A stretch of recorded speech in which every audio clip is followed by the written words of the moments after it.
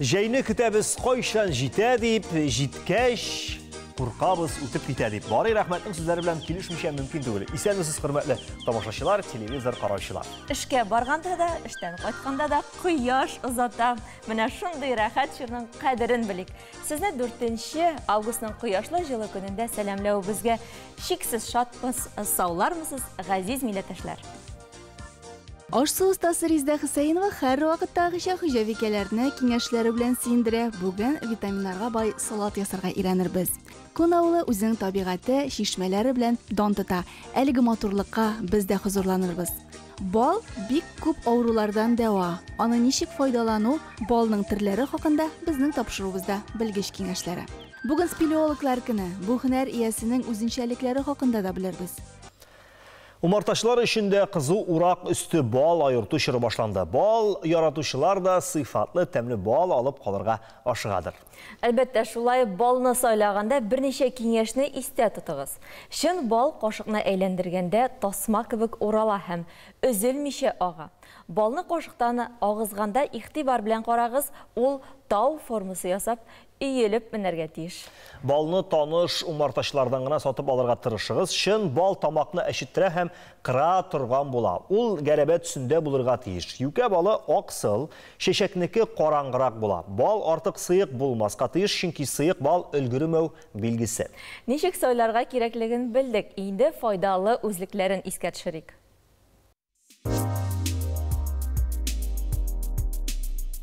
Burungi fikir iyalari balni salomatlik eliksir deb ataganlar. Ol kishining g'imirini orttira, bek ko'p avrulardan davoldi deb sanalgan. Yillar uza, lekin bal sostavi o'zgarmay. Ol hozirda kishilarni ko'p turli avrulardan davolay. Onun o'simlik ham turli ulanlar, jemishlar bilan qatnashtirib oshawda o'ng'ay natija beradi. Oshqozoni ishak traktini normallashtiradi, allergiyaga, sklerozga qarshi kurasha, tonusni ko'taradi. Yalqın sunuvlarını bitire, maddeler olmaşın, terini tuqlandırığını yaxşırta, organizmni nığıta. Tik 60 gradusga kadar жылытқанда, яки quyoshda tutqanda bal aktivligin ilishi яки to'lishuncha vitaminlarini yo'g'alta. Shunga da ona 40 gradusdan da yuqori temperaturaga qo'yarga yaramay. Это полный набор витаминов для иммунитета замечательно. Tabiatda mikroelementlarga baldan da boy produkt yo'q. Ул тамакны яки ашказан ялкын сындырырга мөмкин. Шуңа күрә аның ритмиясын куллану күпкә файдалырак. Бал составында 300 артык мәддә бар. Алар барысы организмга бар тик уңай гына нәтиҗә ясый. Балдагы биологик актив мәддәләр дә үзгәреп тора. Шуңа күрә аны төрле соклар, үлән кайнатмалары, төнәтмә белән кушканда биологик мәддәләр тагын да арта. Сәламәт булу өчен олы кешегә көнгә 100, балага 30-50 грамм бал ашарга кирәк.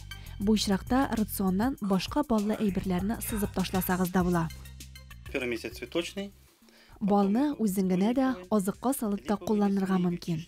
Физиотерапиядә балдан ванна компресслар ясыйлар, шәм, аэрозоль итеп файдаланалар. Балны озак вакыт һич юга 1-2 ай буе куллану йөрәк мускулларының кысылган тамырларын киңәйтә, кан йөришен һәм кислород килүен яхшырта, кан басымын нормальләштерә, авыруның хәле яхшыра. Бал ашаганнан соң андагы глюкоз белән фруктоза бик тиз канга күчә һәм йөрәк мускулларын һәм башка тукмаларны тукландыра. Консистенция зависит от того, опять. Халык медицинасында йөрәк кан тамырлары авыруларын дәвалаганда балны дару үләннәре белән тәкъдим итәләр. Хәзерге вакытта төрле җимеш һәм чикләвекләр кушып эшләнгән баллар бик популяр һәм файдалы. Соңгы вакытта җитен һәм башка орлыкларны тарттырып бал белән кушып эшлибез. Ул урбич дип атала. Тәмле дә, файдасы да бик күп. Шунысын онытмагыз, аны авырый башлагач кына куллану дөрес түгел. Киндә иртән һәм йоклар алдыннан bir кашык бал ашауны гадәткә керсәгез, күп кенә авыруларны булдырмый калачаксыз. Айваз, бал белән үләнле чәйне кичкә калдырыйк, ә иртәнге ашка салат ясыйк. Моның өчен сезгә помидор, алма, каймак, сыр, лимон, сарымсак, яшел тәмләткечләр кирәк булачак. Сүзне Rizda Husaynovага бирик, сез рецептын алып калырга ашыгыз җәмәгать. Assalamu alaykum hörmətli tamaşaçılar. Biz bugün sizin bilen bik tez gene әзерләнә торган салат ясарбыз. Аның өчен безгә алма, помидор, лимон, sarımsak, sosu içinde koymak gerek bulur, sır, tuz hem barış. Bismillahirrahmanirrahim. İşimizni en birinci pomidordan başlayız. Pomidorның kabığını saldırabız. Onun için şolay başın bıçak bilen kesip jiberəbiz. Hem indi Кайнап торган су белән өстенә куябыз. 3-4 минут тотабыз. Алма кирәк булыр. Алманың инде кабыгын чистартабыз. Помидорыбыз безнең әзер инде. Хәзер аны шулай кабыгын салдырабыз. Бик җиңел генә салына ул. Без хәзер помидорның ырлыкларын да алабыз. Һәм инде алманы да шулай турыйбыз.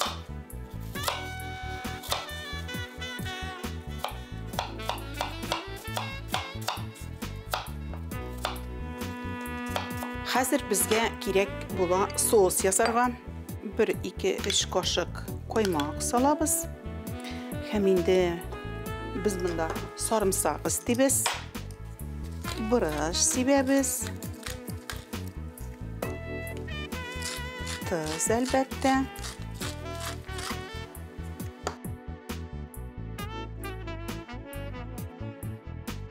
Hem elbette bulgatabız. Alma tüsünü özgertmesini için biz anarga şulay limon suyu sıkıp jiberiyeli. Limonun bütün vitaminlerin sarısında deyip eyteler, ağında eşisi, min şulay ezrek soska limonun kabığında durab jiberem.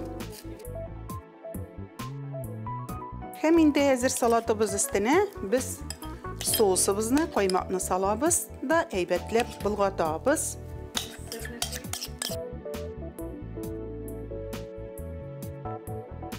Mine indi hazır biz yeşil temletkişler bilen salatımızı tabunga veririz Allah bilse.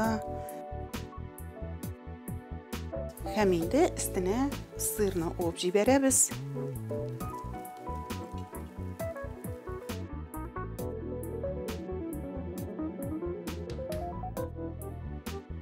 Mine hürmetli tamaşaçılarımız, bizden şunday temli salatımız hazır buldu. Yurtlarımızga bereket, gailebizge eminlik dileyim. Aşlarınız temli bulsun, isan sağ buluk.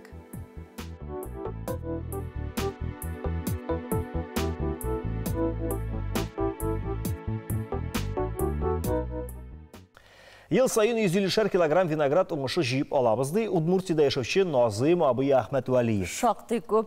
Йөзем үстерү белән ул 15 ел шөгыльләнә. Элегрәк бакчасында 17 төр виноград булса, хәзер тиз өлгерә торган 7 төрен калдырган. Ул аларның һәркайсы турында айрым-айрым сөйли ала, һәрберсенең холкын белә. Шуңа күрә уңышы да яхшы була. Аның виноград үстерү буенча киңәшләрен бергә тыңлыйк.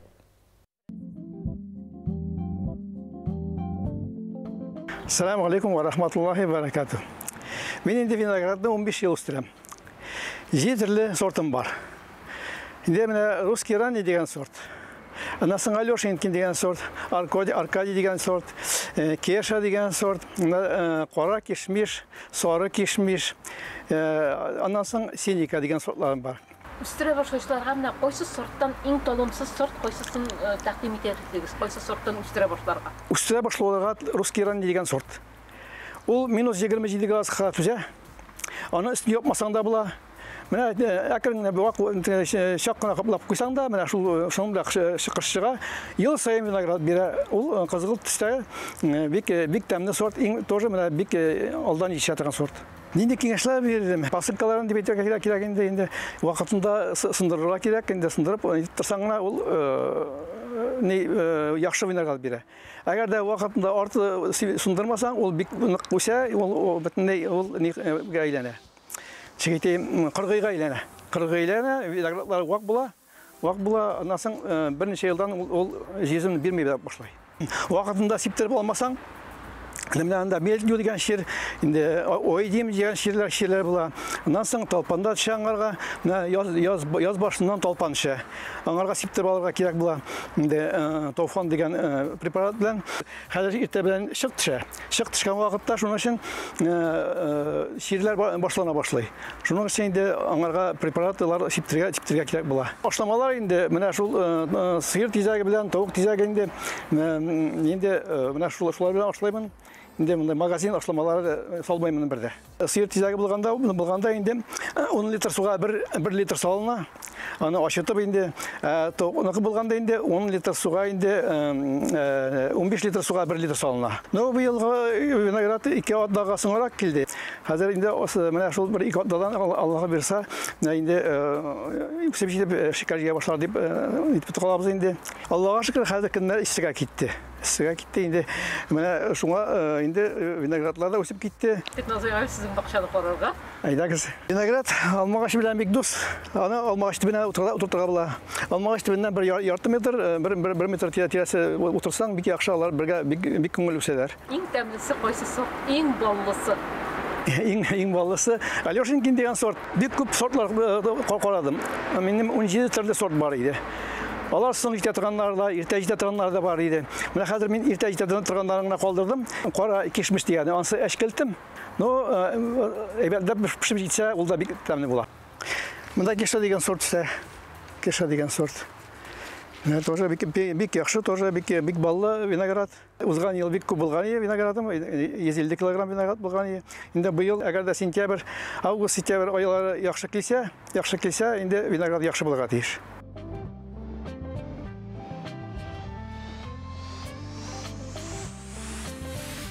Бүген дөньяда 40 меңгә якын һөнәр бар икән дилә. Әлбәттә, еллар узу белән аларның саны үзгәрә, күп кенә һөнәрләр югала, яңалары барлыкка килә. Спелеология фән буларак 16-нчы гасырларда барлыкка килә. Шулай да бүген аны сирәк очрый торган, әмма бик әһәмиятле һөнәрләр исемлегенә кертергә була. Бүген спелеологлар һөнәри бәйрәмнәрен билгеләп үтә. Кемнәр соң алар спелеологлар? Нәрсәне өйрәнә, нәрсә белән шөгыльләнә? Тулырак алдагы видеоязмада.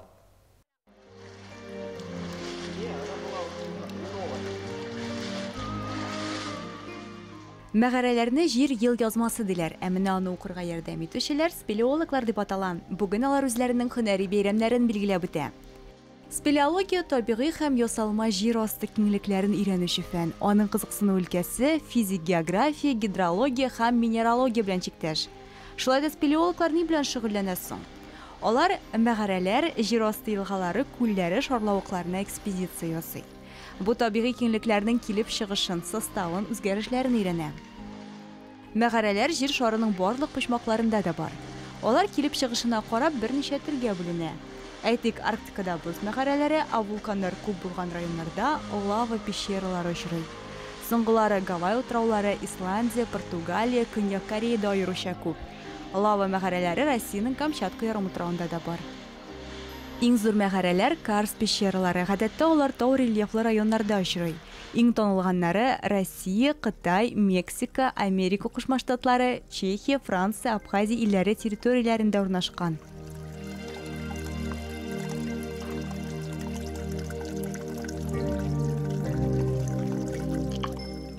Дөньядагы иң зур мәгәрә үзәк Вьетнамда, төгәлрәк булса, Куан Бин провинциясенең Фонкняки Банк милли паркында урнашкан.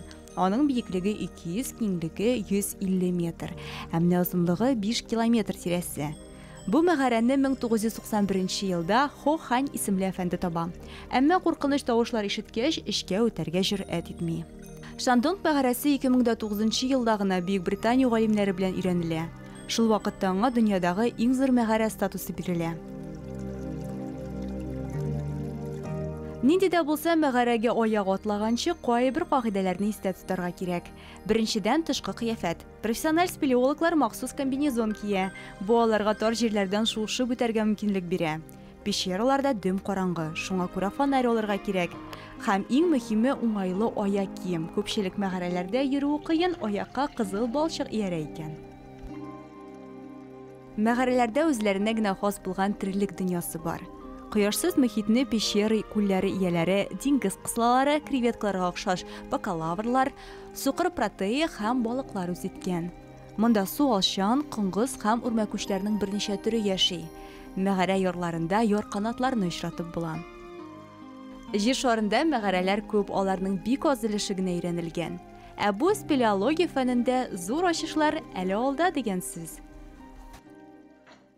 Арча районы Татарстан Республикасының иң зур һәм бай районнарының берсе. Мен бу турыда горурланып әйтәм әлбәттә.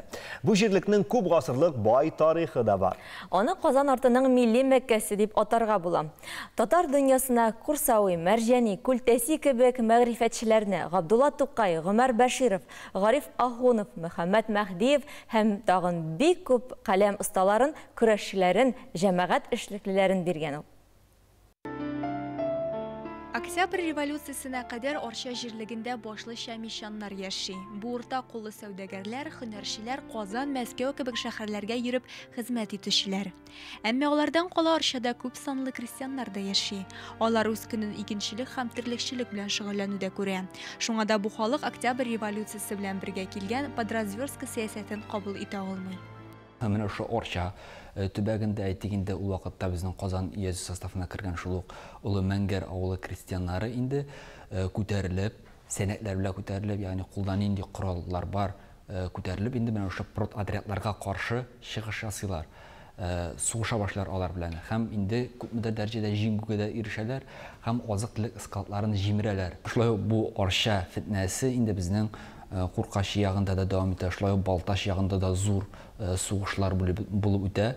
Һәм инде алар нигездә крестьяннарның җиңелүе белән тәмамлана, һәм аларга җиңелгән крестьяннарга, бу сугышта катнашкан крестьяннарга өстәмә иттереп җәза салымнары салына. Ягъни алар инде түләнергә тиешле икмәкләр өстенә тагын инде күбрәк итеп икмәк түләргә тиеш булалар. Һәм крестьяннар бу сынауга түзә алмыйча күбесе качып китәләр. Кая качалар? Алар инде Пышалым урманнарына, Кырлай урманнарына бер өлеше аның качып яшеренәләр. 1920 елның май айында ТССР оеша. Ул 10 кантоннан тора, шуларның берсе Арча. Мәйданы буенча ул бүгенге районнан зуррак булган. Арча кантоны Теләче, Мингәр, Балташ, Оренбург, Кишет өязләрен берләштергән. ТССР оешканчы безнең Арча ягындагы крестьяннар, Арча халкы, аның кешеләре күпмедер дәрәҗәдә менә шушы яңа республикага инде алып киләчәк вакыйгаларга күпмедер дәрәҗәдә сәяси яктан әзер була. Алар инде 1919-20 елларда булган гражданнар сугышында да бик актив катнашалар. Яңа республика курсы авыл хуҗалыгында эшләүче кадрларны әзерләүгә юнәлтелә. Арчада бер артлы һөнәр курслары ачыла. 1925 елны авыл хуҗалыгы машиналар төзелеше мәктәбе, 1927 елны педагогик курслар, 1939 елны ветеринар дәресләре, 1940 елны шәфкать туташы курслары эшли башлый. Күп врачлар урыс телле булган һәм татар халкы бит инде урыс телен юлләп белмәгән һәм ул шәһәрдәге врачка бармаган. Инде менә 40 елларда шәфкать туташлары курсы ачылу авылларда менә шушы медицина юнәлешендәге белгечләр барлыкка килүгә төп сәбәпләрнең берсе булып тора. Авылда шәфкать туташлары барлыкка килә, төрле авырулар, инфекцион авырулар, тиф авырулары һәм башка төрле халыкны күпләп кырган авыруларны күпмедер дәрәҗәдә җиңүгә ирешәләр. Авыл хуҗалыгы медицина белән бер рәттән һөнәрчелекне дә үстерәләр. Кайбер авылларда менә шушы читекне чигә торган махсус артельләр була. Инде 1972 елда безнең Арча эшләр бистәсендә читек фабрикасы оештырыла. Бу читекнең инде галимнәр фикеренчә менә шушы мозаикасы читекнең затлылыгы рәсеме генә түгел, аның чигү технологиясе дә, аны кайып чигү диләр. Бер вакытта тегеләр дә, шул вакытта аны бизәгәннәр дә, менә ошо технологиясе дә уникаль булып тора. Инде безнең 1978 елда Арча читекчеләре Германиянең Лейпциг шәһәрендә менә шундый диплом һәм алтын медаль белән бүләкләнә. Оннан соң Ватан сугышы башлана. Арча районыннан фронтка 25 меңнән артык кеше китә. Шуларның 246-сы хатын-кызлар.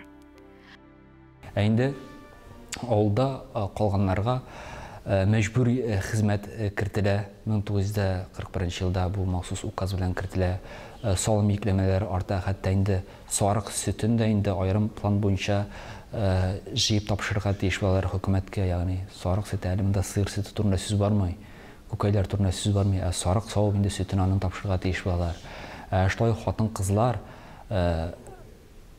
авылда калган бабайлар, хәтта авыру кешеләр, кайбер инвалидлар да, мәсәлән, бер кулы булмаган инвалидлар да инде алар төрле авыр эшләргә җәлеп ителәләр. Шуның берсе инде ваеш чагында урман кисү эше, анда инде күп кеше эшли.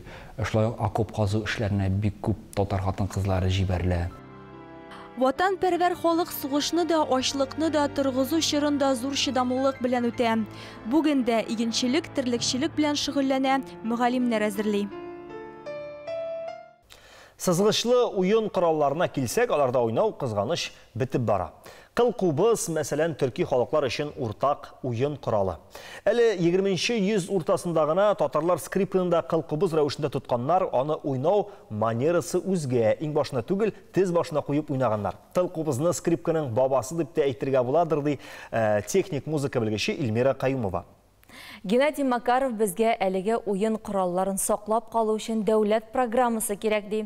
Моң сандыгы сәхифәсен алып баручы Руслан Габитов безне әнә шундый онытылып барган уен кораллары белән таныштыра.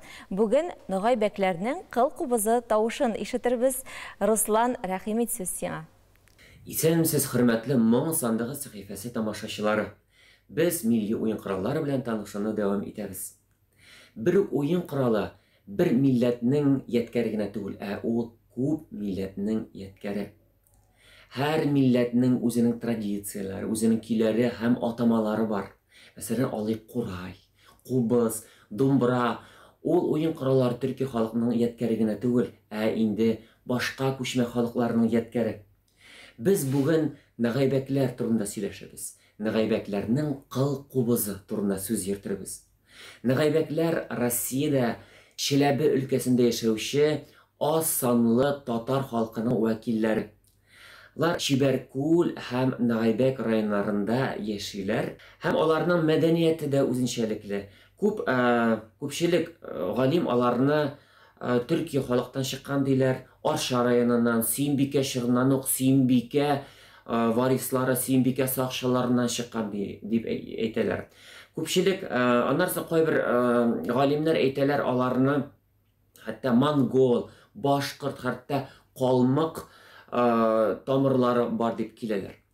Инде кыл-кубыз турында әйткәндә, кыл-кубыз төрле була. Менә Ногайбәкләрнең керәшеннәренең кыл-кубызы алар ошаган финно-угор халык кыл-кубызына, славян халык кыл-кубызына охшаган. Монда инде шушы халыкларның тәэсире сизелә.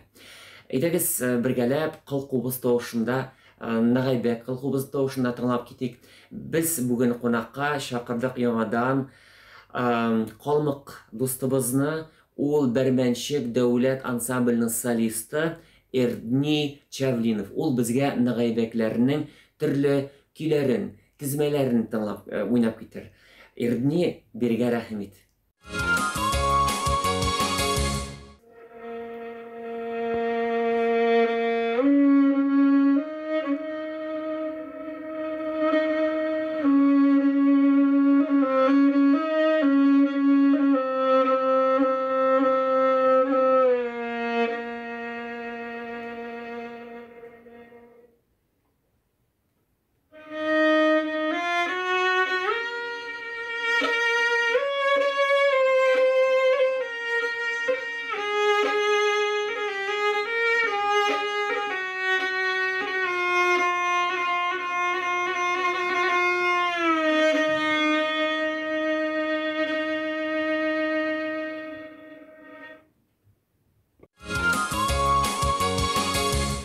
Рәхмәт Ирни, һәр халыкның үзенең кабатланмас көйләре, кабатланмас мәдәнияте. Ногайбәкләрнең дә үзенә охшаган үзенчәлекле көйләре. Бүгенгә сәхифәне төгәллибез, киләсе очрашуларга кадәр исән сау булыгыз. Her авылның үз балта астасы, үз шитекшесі болған заманнар артта қалып бара десек ялгышмабыз. Бүгін инде мондый сирәк авылларны бәхетлеләр исемлегенә кертергә мөмкин. Андый авылларда тәрәзәләргә матур өлгеләр, капкаларга төрле бизәкләр эленә. Алдагы видеоязма герое балта остасы Шәфкать Вәлиев та алтын куллары белән шундый мөгъҗизалар тудыра.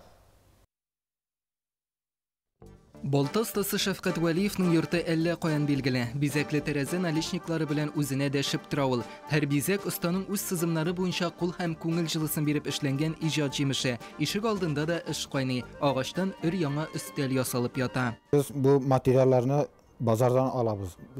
Клеоник агачлар дип атала.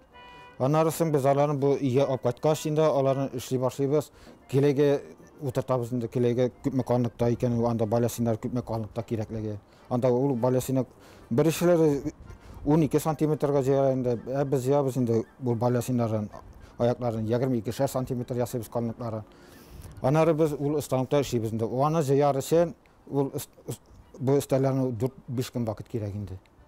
Менә шулай саны китсәң агач эшенең ышык-рые юк. Агач кисәкләре өстәлгә үрелгәнче төрле станокларда кырыла, киселә, тишелә. Ләкин эшнең җайлы баруы материалга бәйле, аны яхшылап сайларга кирәк. Йорт җиһазлар ясау өчен кипкән ботакларсыз һәм агачның бары тик турыга үскән өлешләре генә алына.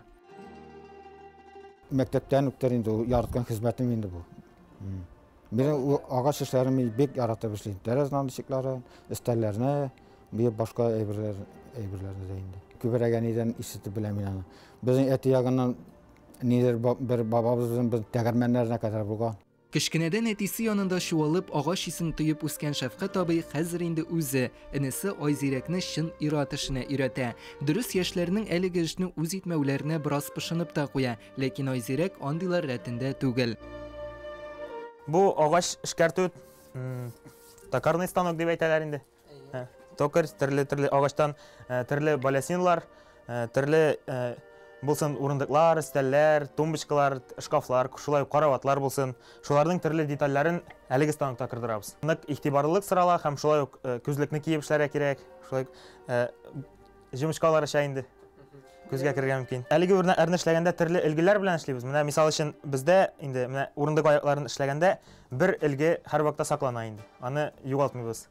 Һәм һәрбер оста үзе эшли төрле җирләрдән күреп, башка осталардан күреп инде үзенә төрле өлгеләрне шулай җыя бара, саклый бара. Һәм мин инде күбесенчә үзем абый, Шәфкать абый җыйган өлгеләр белән эшлим әлегә. Һәм тора бара инде үземгә төрле һәркемнең үзенең ничек дип әйтик, төрле кызыксынулары, төрле ошаулары, төрле яктан карый һәрбер кеше әлеге үрнәкләргә. Һәм кайсы бер кеше инде үзенең эшләрен кертергә мөмкин, үзенең эшләрен кертергә мөмкин, үзгәрешләрен.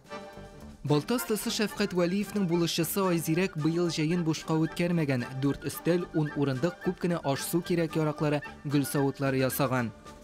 Бер көндә генә дөресен әйтим, әлеге урындыкны эшләп бетерү мөмкин түгел.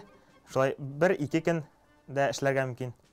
Бер урындыкны эшләгәндә, шуннан соң без менә күптән түгел генә абый белән сананыйк, 8 төрле станок эшкә җигелә һәм инде шулай торып төрле агачны кисәргә дә, тишәргә дә, кырдырырга да, шомартырга да кирәк була.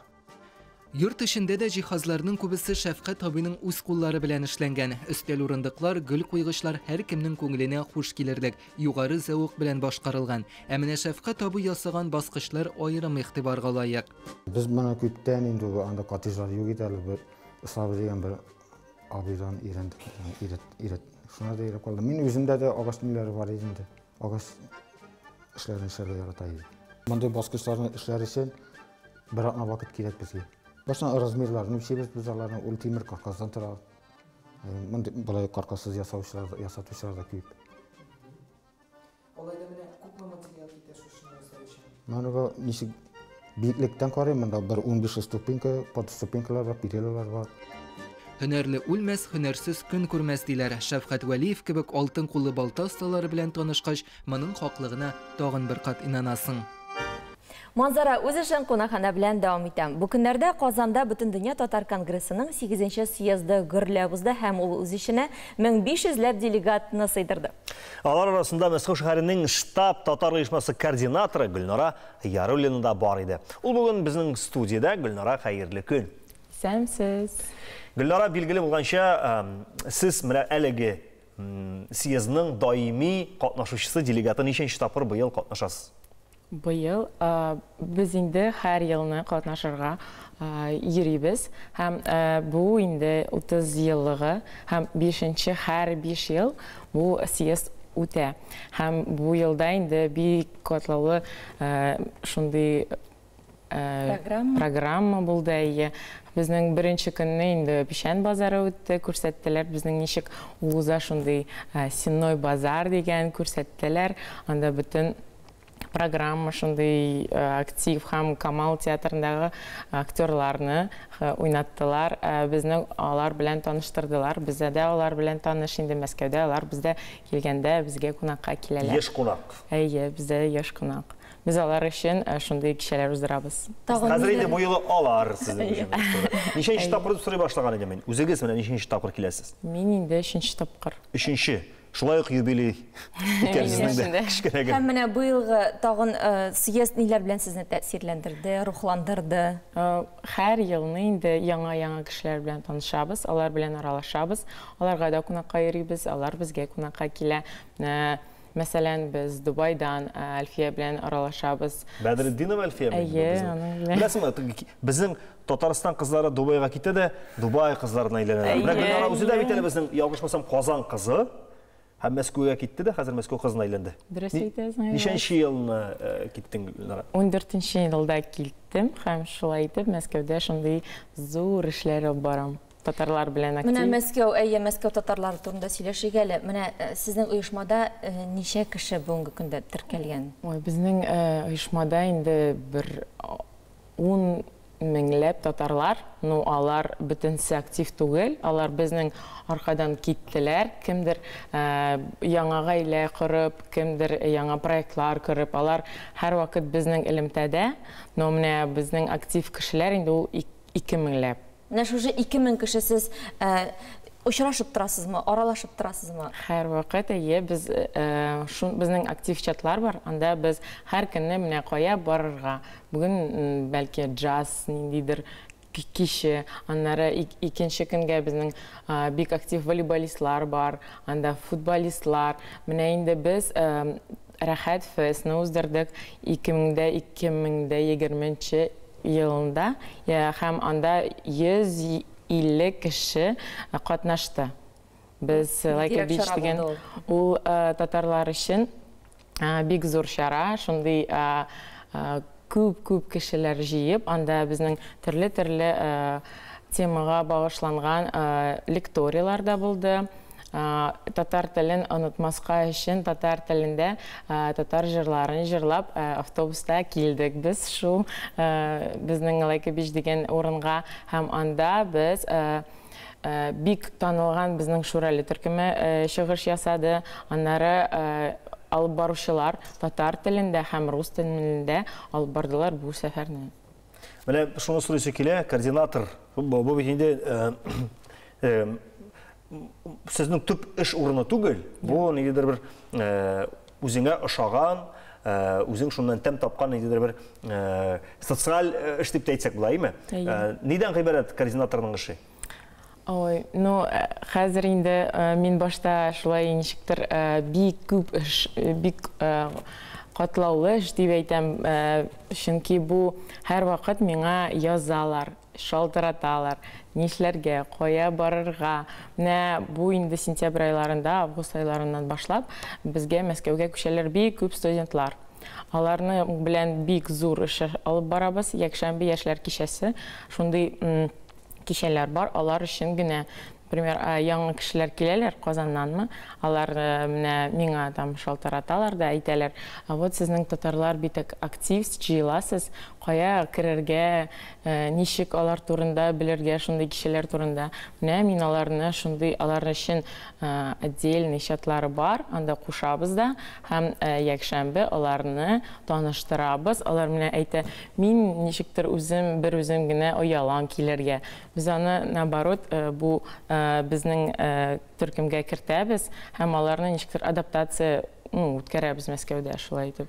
Миңа калса бу бик яхшы, чөнки инде чынлап та чит шәһәргә килеп төшкән татар баласына сез инде үз гаиләсе, үз туганнары кебек шулай киң кыла җәеп каршы аласыз. Шулай да менә шулкадәр җылы, рәхәт очрашулар, ләкин шулай да татарларга менә анда нәрсә җитми? Татар телендә аралашу бармы, җитәме сезгә? Аралашу бар, бәлки җитеп бетми дип уйлыйм. Бөтенсе менә бит Мәскәүлеләр дә Мәскәүгә килгән, күчкән кешеләр, алар бик татар телендә онытып бетәләр, сөйләшмиләр. Аларга кирәкми дип йөриләр алар. Һәм без һәр кишләребезне татар телен онытмагыз, татар телендә башлыйбыз һәм һәр вакыт татар телендә җырлар җырлатабыз, яңа аксакаллар белән кичәләр уздырабыз. Алар өчен менә татар телен онытмас өчен шундый проблеманы күтәрәбез. Һәм менә съездга әйләнеп кайтсак, нинди теләкләрегез бар? Саубулашыр алдыннан берничә теләк әйтеп китсәгез әйбәт булыр иде. Минем өчен съезд бик ошады. Яңа кешеләр белән бик күп яңа визиткалар алдык. Һәм менә бу съездда мин бик күп яшьләр белән танышырмын дип өметләнеп калган идем. Бәлки бу съездда өлкәннәр күпрәк булган иде. Һәм менә бу съездга минем шундый мөрәҗәгатем бар. Яшьләрне дә бик күбрәк чакырыгыз, алар бит инде безнең нәсел дәвамчылары. Демәк, 35-нче съездга күбрәк кертеп калабыз яшьләр. Россия буйлап сәяхәтне дәвам иттерәбез. Бүген без сезне Камчаткага чакырып калабыз. Ул сезне янар таулары, кайнар чыганаклары, гейзерлары белән шаккаттырачак. Хәтта дөньяның шиге дә нәкъ менә монда урнашкан ди. Сезнең нәрсә турында баруын аңлар өчен студиягә тизрәк Гөлинә Шаймуллинаны чакырыйк. Хәерле көн, хөрмәтле тамашачылар. Бүген мин сезне күп санлы янатарлар, гейзерлар булган Тын океан, Беринг һәм Охотск диңгезе якларына, Камчаткага алып барам. Судакит, морж, касатка, ярда аю белән очрашырга әзер булыгыз. Унытып торам, балык уылдыгы белән авыз итәргә зур кошык әзерләп куйыгыз. Петропавловск, Камчатск өлкәсенә килеп җитү белән башкаланы өйрәнегез. Биредә берничә янартау бар. Аяк, Арик, Козельский дип аталганнары күптән сүнгән. Корякский, Авачинский вулканнары бүген дә эшләп тора. Бу янартаулар атылмасалар да, газны җирле халык әйтмешле еш төкерәләр. Икенче төрле вулкан тартып җибәрде дияләр. Камчаткага килгән туристлар шушы вулканга менә ала. Моның өчен махсус экскурсиялар оештырыла. Иң популяр вулкан Авачинский. Аның биеклеге 2700 метр. 6-8 сәгать эчендә менеп җитеп була диләр. Иң мөһиме җылы киемнәрне онытмаска. Кояш кыздырган мәлдә кинәт кенә бозлы яңгыр явып китәргә мөмкин.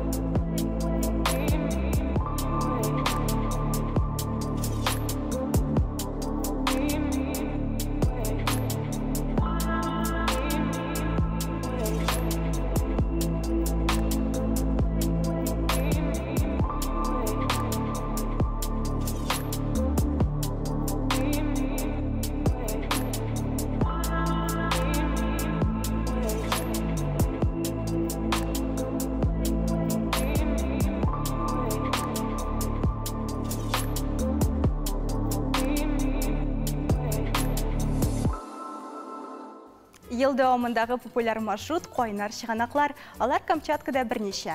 Башкалага иң якын булганы Паратунка курорт бистәсендәгесе. Нибары 70 км ераклыкта урнашкан. Ул үзенең термаль сулары һәм файдалы ләмнәре белән данлыклы.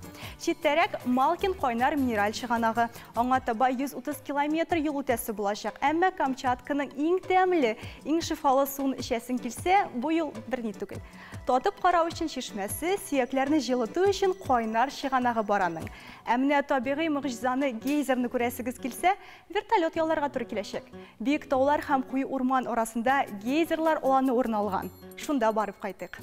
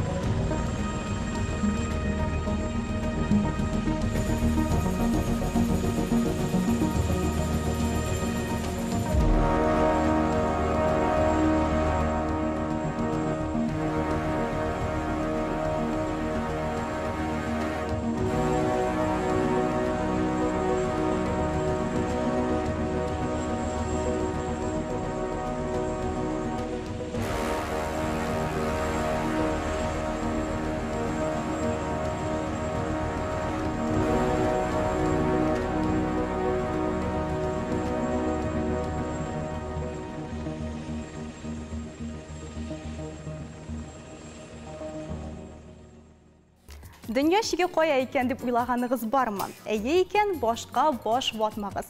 Бу урын Камчатканың Тын океан юган көнчыгыш ярында икән.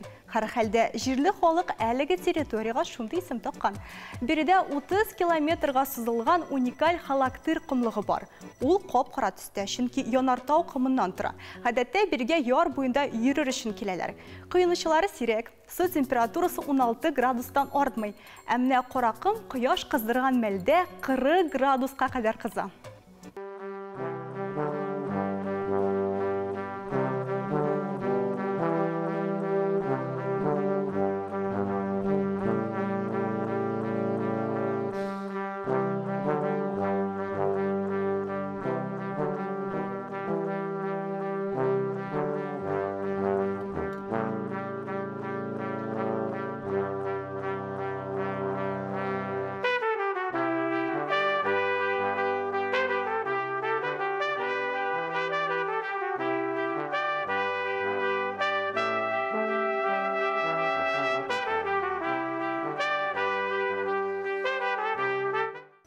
Камчаткага сәяхәтне планлаштырганда бер көнегезне балык тотуга дип алып куегыз. Хәтта бу шөгыль сезгә якын булмаса да. Диңгез буенча кайзер корабларда сәяхәт итүе мавыктыргыч. Аннары балыкчыларның безнең киңлекләр өчен ят булган балык чыгарулары да кызык бит. Ә менә Тын океанга чыгарга су транспорты тапсагыз, Авачинск култыгына алып баруларын сорагыз. Бу дөньядагы иң зур порт. Ул үзенә төрле су транспортын кабул итә ала.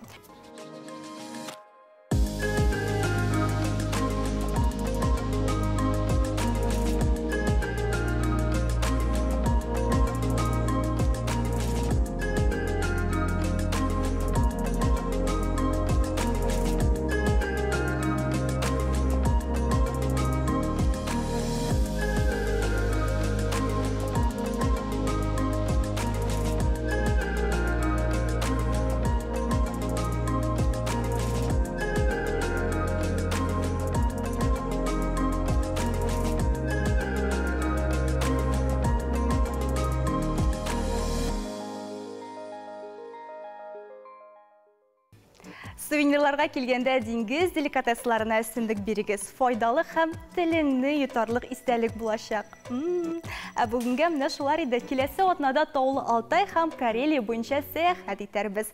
Киләсе очрашуларга кадәр сау булыгыз.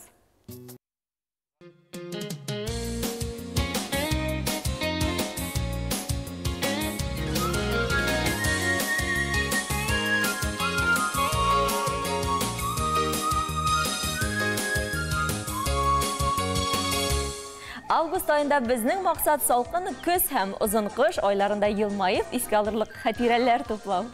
Барысы да үзегезнең кулыгызда. Манзара тапшыруның икенче өлешен башлыйбыз. Сезне иҗат төркеме алып баручылары Әдилә Сафарова һәм мин Айваз Садыров сәламлыйбыз.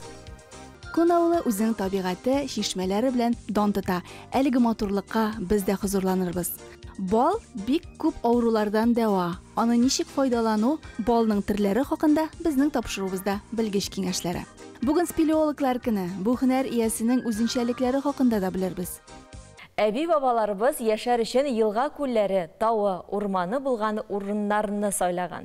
Питрәч районының Күн авылы халкы да бик матур урында урнашкан. Аны бөтен яклап Нарат урманы, таулар чолгап алган. Янәшә дә генә Миша елгасы ага. Авыл шишмәләргә дә байып. Алдагы видеоязмада сүз нәкъ менә алар турында булыр. Филология фәннәре докторы профессор Гомәр Саттаров Күн авылын хәзерге Татарстан территориясендә иң борынгыларның берсе дип санарга була дигән. Явыз Иван Казанны яулап алганнан соң шәһәр тирәсендәге Вознесение бистәсеннән халык хәзерге Күн авылы территориясенә килеп төпләнә. Йорт җир кору өчен урманлы, елга шишмәләргә бай урынны сайлаганнар. Күн авылында изгеләр коесы бар. Хәзердә авыл халкы эчәргә суны шуннан куллана. Мин килгәндә өсте ачык, 2 метр тирәнлектәге су аңа бөҗрә төшерелгән иде. 62нче ел бу. Хәзер укучы булып килгәч бит инде суга барырга кирәк. Суга киттем дә төште китте силәгем. 2 метрда багор белән көчкә берәр сәгатьтән силекне алып суга алып кайттым. Шуннан хуҗа хатын әйтте, "Рәшидә суга җөрмә, үзем генә җирим" диде. Хәзер җыелыш сайын әйтәм, Бұлай ішләмейік, әйді тұрнақ кебек етіп қойық, үстін ябайық, қорқыныш, айрым силек қойық дейм. Қорқыныш та білегі, har kim кішінің өз силегі. 62-ші ел бұл. Узган гасырның 60-нчы елларында авыл йортларына су кергән булса да, аны кулланып булмый. Турбалардан килгән суда 11% тимер булуы ачыклана. Кое ни өчен изгеләр кыйысы дип атала соң? Ике кабер изгеләр күмелгән кешеләр. Бик борынгы исемен белмиләр аның. Мәйтәм исемен беләсездер инде. Юк, исемне белмибез, ләкин изгеләр кабере. Менә шуның янында булгач, моңа изгеләр кыйысы дип әйткәннәр инде. Изгеләр кыйысы бүген дә күн авылын шифалы су белән тәэмин итеп тора. Кыйны өмә белән тәртипкә китерәләр. Анда авылда яшәүче олысыннан алып кешесенә кадәр катнаша. Рифкат әфәнде бу изгештә катнашучыларның һәрберсенә зур рәхмәтле. İzgiler kıyısına indi biz buna özümüzden tırışık bilen o'tkirtdik. Hemen indi mında mana har knopkaga bastık. Sonra biz alabız bir indi şupta bir narsa kiymişse biz şista su alabız. Ma indi buna hazır özümüzden kuş bilen indi tavuk başındagi basıqni iştirib mashina bachlarga gitib taş yol to'shadik. Хәзер күн авылында яшәүчеләрнең өйләренә су тегермән шишмәсеннән килә. Элек бу урында буа һәм авылның зур тегермәне урнашкан була. Шишмәнең атамасы шул еллардан калган. Миша елгасы элек менә шушы җирләрдән аккан. Гомерләр үтү белән ул 3 чакрым ераклыкта ага хәзер. Ә монда аның иске урыны гына калган. Һәм менә шушы урында инде шишмә чыга. Шишмәнең суы бик көчле, бөтен авылга җитәрлек, әйбәт, ләкин аның бер кимчелеге бар, юшкынлы. Шуңа күрә кешеләр бик яратып бетермәгәннәр инде. Bütün күн авылына менә тушы шишмәдән безгә килә. Монда инде без узган ел куйдык яңа насос 360 меңгә, үзара салмак акчасына куелды инде. Bütün күн авылына тушы шишмәдән обеспечить тора инде. Әгәр дә су җитми башта, җәй көннәрендә безнең тагын дополнительный 3 башны бар, шуларны кушабыз инде. Бик тиздән күн авылы җирлегенә караган Кызыл Яшьләр авылы да тегермән шишмәсе суы белән тәэмин ителәчәк. Үзара салым акчасына 260 метр трасса сузылган, тагын 350 метр саласы бар. Бүген дөньяда 40 меңгә якын һөнәр бар икән дилә. Әлбәттә, еллар узу белән аларның саны үзгәрә, күп кенә һөнәрләр югала, яңалары барлыкка килә. Спелеология фән буларак 16-нчы гасырларда ук барлыкка килә. Шулай да бүген аны сирәк очрый торган, әмма бик әһәмиятле һөнәрләр исемлегенә кертергә була. Бүген спелеологлар һөнәри бәйрәмнәрен билгеләп үтә. Кемнәр соң алар спелеологлар? Нәрсәне өйрәнә, нәрсә белән шөгыльләнә? Тулырак алдагы видео язмада.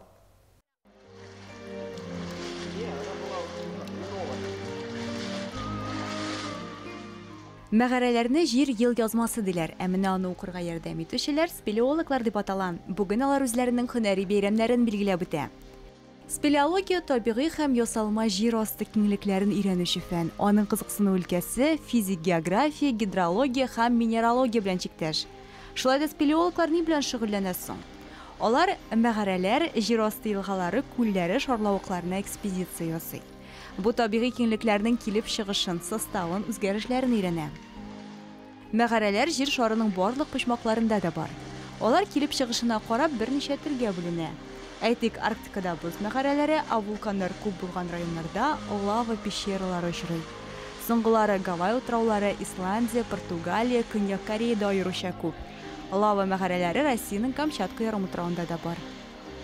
Иң зур мәгәрәләр Карс пещералары, гадәттә алар тау рельефлы районнарда очрый.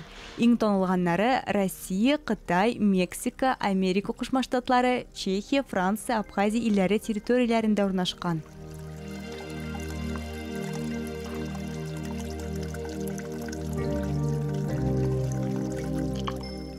Дөньядагы иң зур мәгәрә үзәк Вьетнамда, төгәлрәк булса, Куан Бин провинциясенең Фонкня-Ки Банк милли паркында урнашкан. Аның биеклеге 200, киңлеге 150 метр, әмне озынлыгы 5 километр тирәсе. Бу мәгәрәне 1991 елда Хо Хань исемле әфәнде таба. Әмма куркыныч тавышлар ишеткәч, эшкә үтәргә җөрьәт итми. Шандонг мәгәрәсе 2009 елда гына Бөек Британия галимнәре белән өйрәнелә. Шул вакытта аңа дөньядагы иң зур мәгәрә статусы бирелә. Нинди дә булса, мәгарәгә аяк атлаганчы кайбер кагыйдәләрне истә тотарга кирәк. Беренчедән, тышкы кыяфәт. Профессиональ спелеологлар махсус комбинезон кия. Бу аларга тар җирләрдән шуышып үтәргә мөмкинлек бирә. Пещераларда дөм караңгы, шуңа күрә фонарь алырга кирәк. Һәм иң мөһиме уңайлы аяк кием. Күпчелек мәгарәләрдә йөрү кыен, аякка кызыл балчык иярә икән.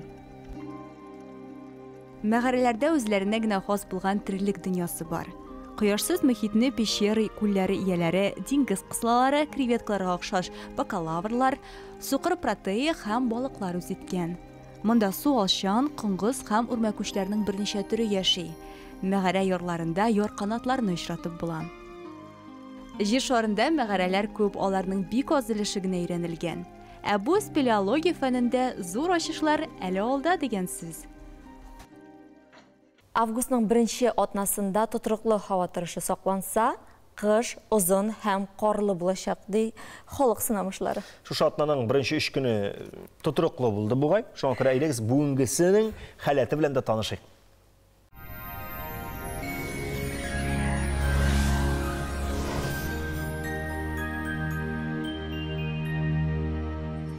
Исәнмесез, эфирда һава торышы чаралышы. Республикабызда тотрыклы эссе көннәр саклана. Яндекс погода мәгълүматы буенча, көньяк көнчыгыш Бөгелмә, Баулы, Азнакайда аяз 27 градуска кадәр җылы. Төньяк көнчыгыш Түбән Кама, Ярчаулы, Алабугада уртача 28 градус җылы. Төньякта Актаныш, Әгәрҗе, Менделеевскида явым-төшемнәр көтелми 28 градуска кадәр җылы. Төньяк көнбатыш Арча, Кукмара, Балтачта коры һава уртача 28 градус җылы. Көньяк көнбатыш Болгар, Буа, Чүпрәледә 28 градуска кадәр җылытачак дип фаразлана.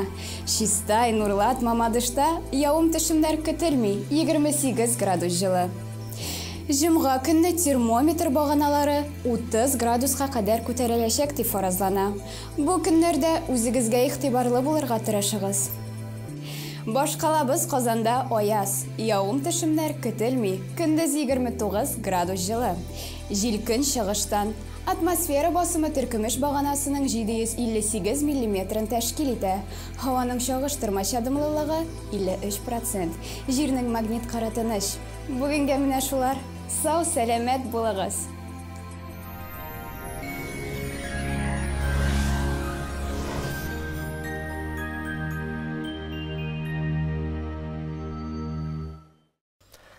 Умартачылар ішінде қызу урақ үсті бал айырту шыры башланды. Бал яратушылар да сыйфатлы тәмлі бал алып қалырға ашығадыр. Әлбәттә, шулай балны сайлағанда берничә киңәшне истә тотыгыз. Шын бал кашыкны әйләндергәндә тасма кебек урала һәм өзелмичә ага. Балны кашыктан агызганда игътибар белән карагыз, ул тау формасы ясап, иелеп менәргә тиеш. Балны таныш умартачылардан гына сатып алырга тырышыгыз. Шын бал тамакны әчеттерә һәм кыра торган була. Ул гәрәбә төсендә булырга тиеш. Юкә балы аксыл, шешәкнеке караңгырак була. Бал артык сыйык булмаска тиеш, чөнки сыйык бал өлгермәү билгесе. Ничек сайларга кирәклеген белдек. Инде файдалы үзлекләрен искә төшерик.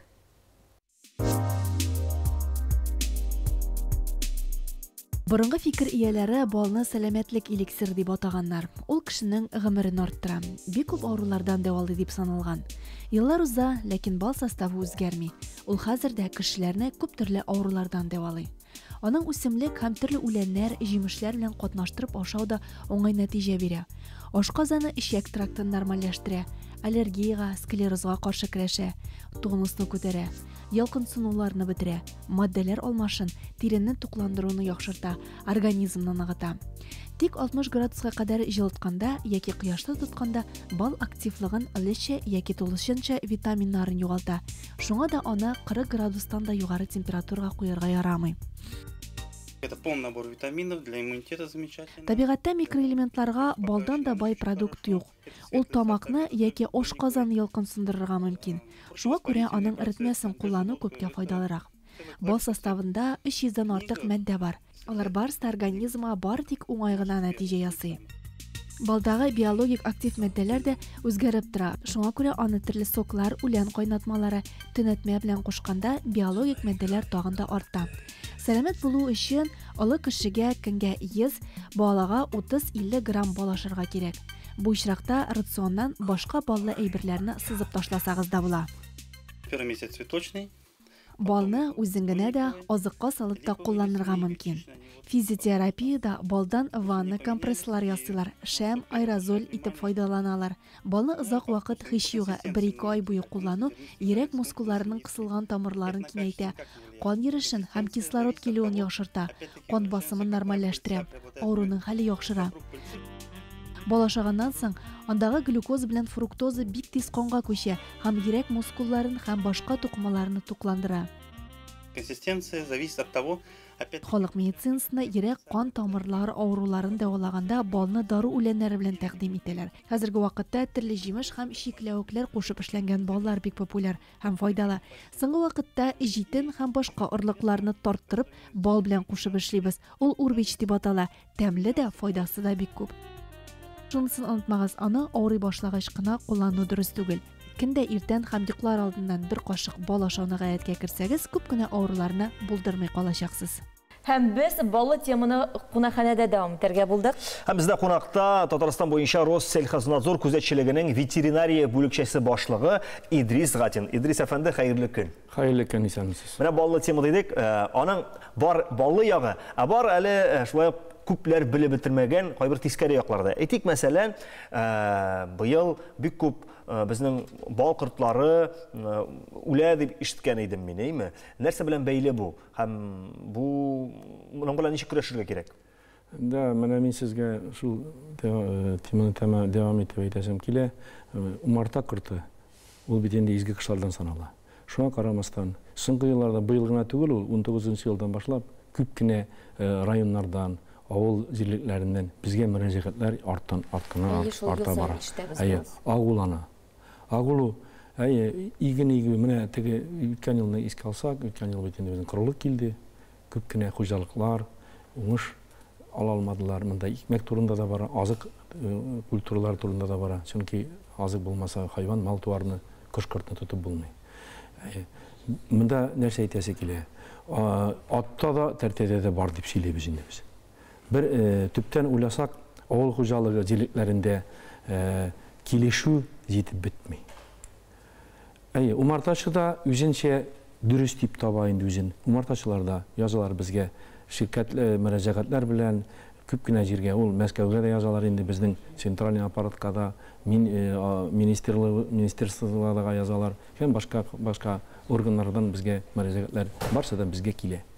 Бу мәсьәләне хәл итәргә була, шул вакытта әгәр уртага салып, умартачылар да авыл җирлегендәге инвесторлармы, крестьян фермер хуҗалыкларымы, или кемнәр җирләре бар, культуралар инде, монда инде техник культуралар дибез инде, монда рапс керә, көнбагыш керә, һәм башка карабыдай, һәм башка шундый культураларга культуралар керә. Менә урман буендагы умарталарга ул кагылмый инде. Урман буендагы умарталарга булар кагылмый, чөнки урман эчендә безнең умарта инде ул 6-7 километрга уша. Монда бигрәк тә хәзер соңгы елларда ничек китте? Авыл җирлегендә дә күп кенә кешеләр умарта белән шөгыльләнә башладылар. Аның бит инде безнең ширкәт буенча приказ дибез инде, матдә буенча 641 матдә буенча анда тиешенчә аның саны булырга тиеш. Йортта тоткан вакытта бу шәхси хуҗалыкларга беренче. Әгәр инде 2 суты җиргә bir суты җиргә 2 умарта була. Әгәр 10 суты булса, 10 суты монда 5 кенә умарта. Бу бөтен үй участогынамы, яисә бакча участогы? Бу бөтен бакча участогына, үй участогын алырга була инде. Бакча. Аның тирәсе 2 метрдан югары булырга тиеш, тирәсе забор. Койма инде бу нидән генә түгел, сеткадан генә түгел, или селтәрдән генә түгел, бу инде сплошный дибез.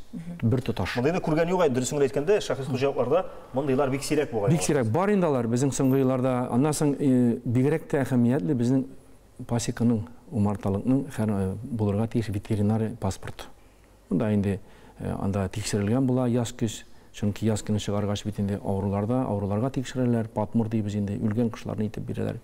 Аннан соң без елның-елында план буенча балны тикшерәбез. Балда Бу инде гербицидлар юкмы, пестицидlarмы, бигрәк тә антибиотик. Чөнки үзегез беләсез, ул бик актуаль проблема инде, без актуаль.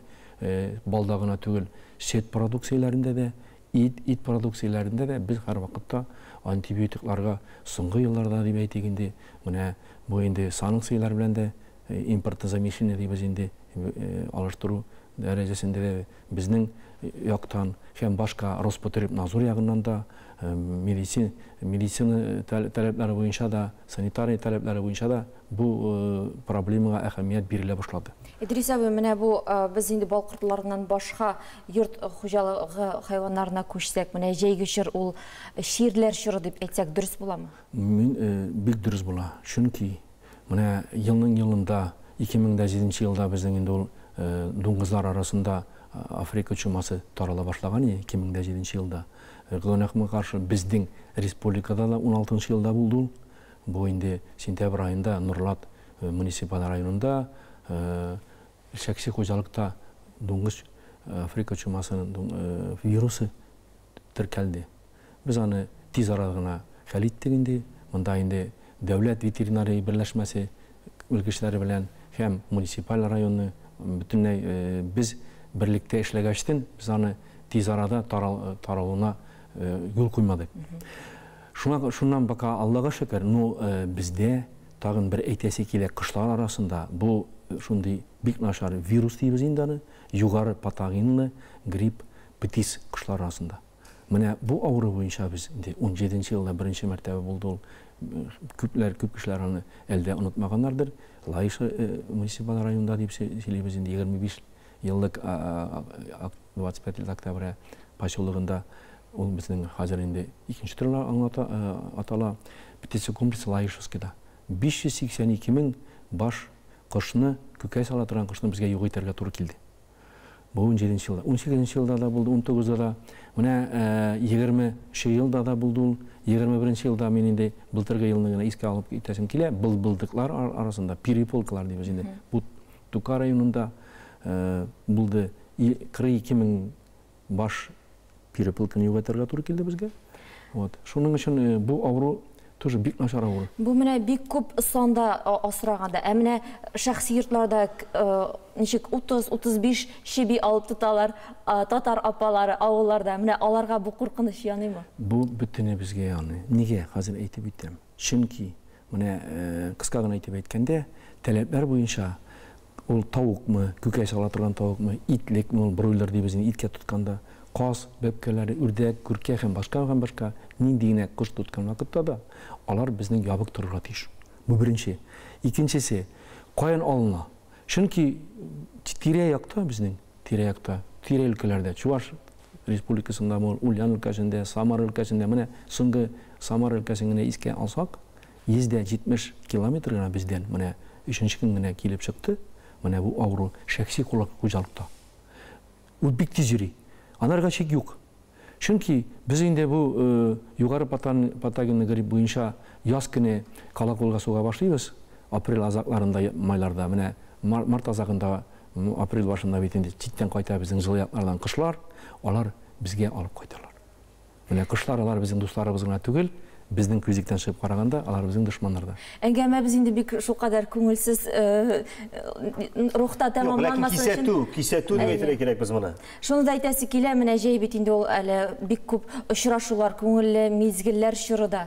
Менә сез дә үзегезнең якташларыгыз, сабакташларыгыз белән быел әле очрашырга өлгердегезме? Менә шулай бурып куйырга килдегез, уйладыңыз, нимә? Мин тагын Тәренке рухта тәмамлыйсы килә. Сезгә беренчедән рәхмәт, менә безне шулай чакырып, шушындай җае килеп чыкканга, очрашуларында искә алганга, мин инде теге сорауны вирус, грипп буенча гына тәмамлап әйтәсем килә. Чөнки җәй көне нигә бу авырулар тарала, шәхси хуҗалыкларда. Шул чума да, грипп та. Бөтенләй без урманга йөрибез. Урманда кабан дуңгызлары бар. Бар анда кышлар. Гөмбә җыярга яратабыз. Хәзер вакытта дару үләннәрдә җыябыз, Себеркедә әзерлибез. Шулай бит җиләкләрдә өлгерде. Быел Аллага шөкер күп мулдан булды. Менә шуңа күрә һәр бер кеше кош тотамы, дуңгыз тотамы, бүтән терлекләрме, хайваннар, маллар тоткан кеше һәр вакытта исеннән чыгармасын ие. саклану чаралары шул, чөнки бу ике авыруга да бернидә дәвала юк, вакцина да юк, дару да кулланып булмый. Үзебезнең беренче личный гигиена. Алып кайткан ризык калганнары гөмбәме каламы, тавыкларга да, дуңгызларга да һәм җиләктән калган җыелган аның битен җыела, чистарткан чүпләрендә ыргытмасыннар. Киемне салып кирү. Аннары азыкларны нидеген азык алсалар да катнаш азык алалармы, өйдә калган ризыклармы һәр берсендә столовыйдан кайтканнарда булырга мөмкин. Безнең кафеләрдән кайтып кала битен ризыклар термически обработка иткәннәр. Очрашуларга килгәндә, быелгысы ел безнең өчен менә юбилей еллары дибез инде. Безнең мәктәп бетергән 45 ел булды. Без инде очрашуны үткәрдек, үткән атнаны. Әмма ләкин әле безнең алда 6 августта сәгать 10-га ветеринария академиясе элегенде ул Казан дәүләт ветеринария институты дип аталай. Бамын исемендә шушыны бетергән минем группта бер группада укыганнар, курсташларны 6 августта чакырып калабыз. Килегез. Форсаттан файдаланып. Бу ул кирәкле улай бер, чөнки без елдан-ел еллар арта бара, чәчләребезгә чаллар керә бара, гомер үтә, әмма ләкин классташлар белән, курсташлар белән очрашу кирәк. Искә алу, үткәннәрне киләчәккә нидер планнар кору бик кирәк. Әлбәттә шулай, очрашуларыгыз күңелле үтсен һәм җәйләребез имин булсын дигән теләктә сезгә рәхмәт әйтеп сау булашабыз. Амин, исән булыгыз. Җәйнең бер генә ае кала дип борчылып утырыр урынга, сез менә шушы бер айны һәр көнне табигатькә чыгып уздырыгыз. Хуш исле чәчәкләр инде, кәефне дә күтәрер, күзләрне дә иркәләр, бәлки әле урыны белән җиләк тә бетмәгәндер.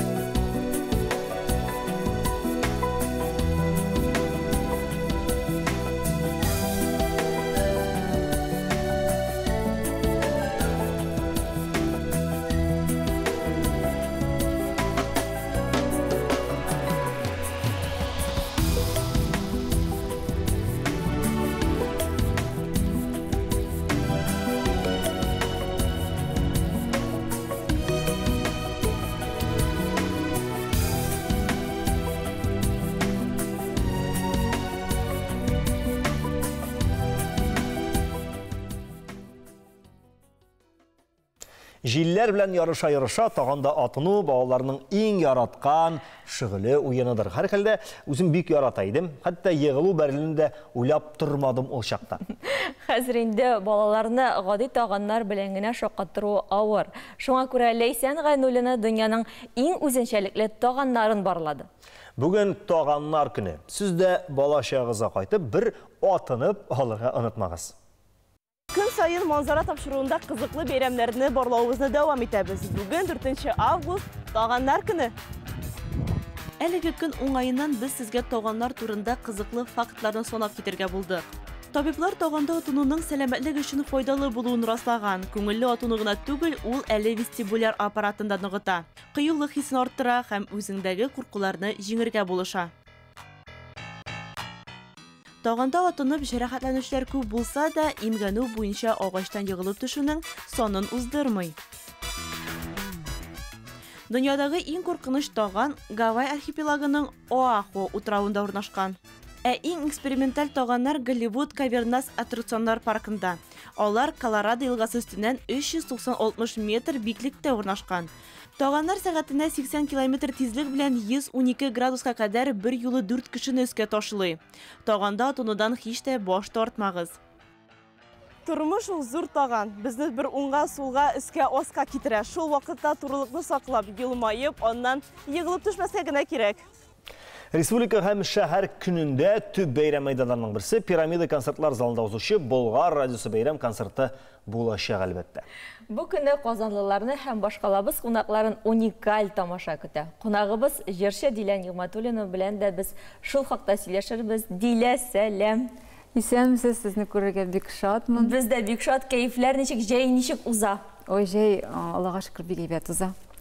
Эшләр белән, ял белән шулай Котнаш. Эшлибез дә, ел итәбез дә. Ләкин ял итүгем күбрәк акырсы йөзеңә чыккан, бик шат, бик шундый рәхәт килеп кирдең студияга, әллә исә без ялгышабызмы Дилә? Кичә шулай ук мәҗлес булды, минем кайнатаның юбилее булды, менә төн әле сәгать 4-тә генә яткан. Әйтмәсәйдем, мен йокы туйды дип. Демәк, бу профессионализм. Күрдеңме Дилә? Профессионал кеше 4-тә йокларга ятса да, бик каты эш белән мавыкса да, һәр вакытта менә шундый ял иткән кебек. Без шундый булырга тиеш. Дилә, менә без уникаль тамаша дидек, менә тамашачыны нинди шундый көтелмәгән концерт көтә? Миңа калса, инде менә җырчылар сагындылар, менә шушы халык белән аралашуны, һәрбер җырчы үзенең яңа җырларын, яңа костюмнарын күрсәтәчәк. Һәм инде шәхсән мин дә яңа костюм тектерәбез. Инде мин халыкка инде танылган җырны җырлаячакмын, Алла берсә инде менә соңгы вакытта яңа клип инде миңа калса тамашачы күреп өлгерде. Ул сорама дигән җыр. Бик актуаль фраза бу, бик күп очракларга туры килә торган. Сорама. Моны төрле яктан әйтеп була бит. Ничек дип барасын шулай. Шулай дип әйтеп була. Әмма ләкин инде бу җырны минем беренчедән инде җырлыйсы килә, чөнки бу минем яңа җырларның берсе. Аннары бик шундый үзенчәлекле клип.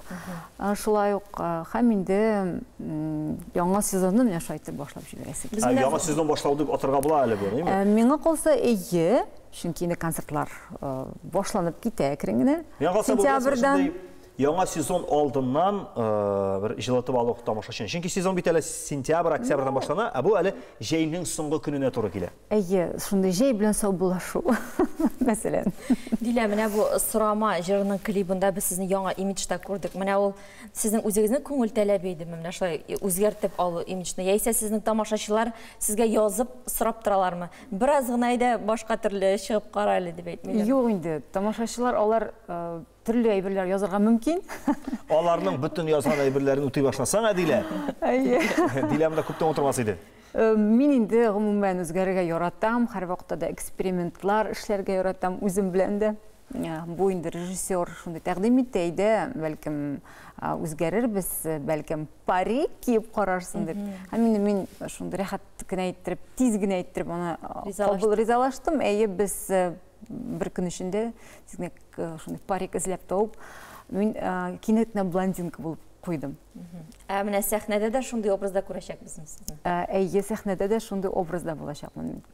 Һәм менә концертка әйләнеп кайтсак, тагын нинди яңалыклар булачак? Нине син кайсыларын белергә өлгердең дип сорыйга, чөнки әлбәттә инде һәрбер артист үзе өчен җавап бирә, ләкин бәлки син белергә өлгергән серләре дә калгандыр. Мин дөресен әйткәндә, менә җәй көне без артистлар белән шул мәҗлесләрдә генә күрешәбез тиз генә. Күбрәк аралашасың барбер концертларда. Шуның өчен мин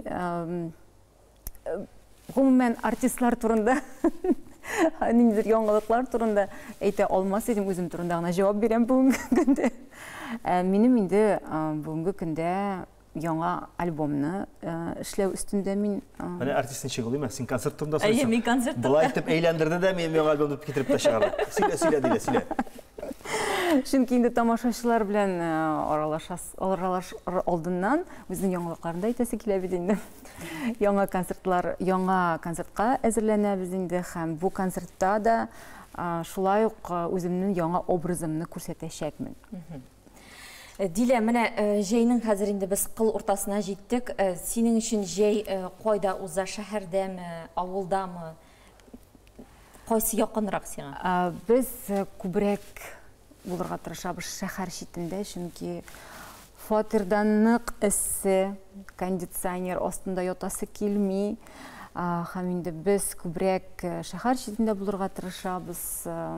Минем тамашачыларым мине нык күзәтеп бара торган тамашачыларым белән мин җиләкче икәнне, бөтен җиләкне җыйып бетердем дип инде.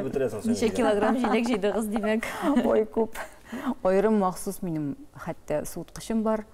Аның өчен Тулды инде әле. Эшкәртеп төптәрәсе бар. Юк инде котырабыз гына. Мин котырам гына. Алай булса андый җиләкче Мин бит шикәр кымы ашамыйм. Нутрициолог буларак. Мин бит бары тик файдалы ризыклар гына ашыйм. Шуның өчен без котырабыз, киптерәбез. Кок ясадым. Әле киләчәктә әле менә якын тирәдә җыясы бар кура җиләген, Алла бирсә инде өлгерсәк. Шулай ук буны катырып куясыз инде. Кок эшләребез инде шулай итеп. Сәфинә турында да сорайсы килә. Ничек аның хәлләре? Кайда йөри? Аның хәлләре яхшы, ял итә. Әле менә барып кайтты лагерьга. Әле менә кайтып кына килде инде. Бик шундый хисләр белән бик канәгать, бик ошады. Ял итә. Мин җәй көне ял итәчәкмен диде, менә шул максатны үтәйм. Аның белән бергә сез дә ял иттегез, көч туплап калыгыз һәм инде Алла бирсә шушы концертта гөрләтергә насип булсын. 30 август пирамида күрәбез бик күп татар артистларын, шул сәбәптән безнең бүгенге кунагыбыз Дилә Нигъматуллинаның. Бик зур рәхмәт. Җылысыз көләчйөз бүләкчел холык шул эш нәрсә белән кеше ягымлы дигән Йосыф Баласагунлы. Тирә-юньдәгеләр белән ягымлырак булыйк дигән теләктә без сезнең белән саубулашабыз. 2 сәгать дәвамында сезнең белән манзара тапшыруның иҗат төркеме алып баручылары Айваз Садыров һәм Әдилә Сәфәрова булды. Киләсе очрашуларга кадәр сау булыгыз.